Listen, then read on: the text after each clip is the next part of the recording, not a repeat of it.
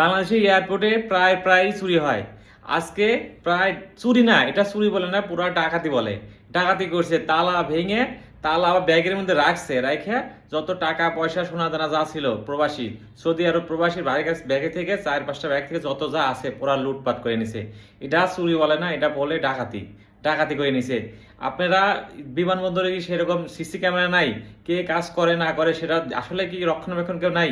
সেরকম লোক নাই এদের শায়েস্তা করা, এদেরকে ধরিয়ে দেওয়ার মতো কোনো লোক নাই।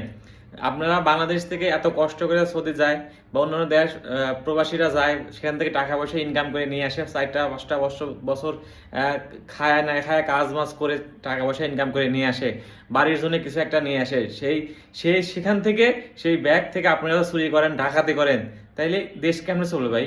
কেমনে চলবে? আপনারা কিসের জন্য নিরাপত্তা দেন? কিসের নিরাপত্তা?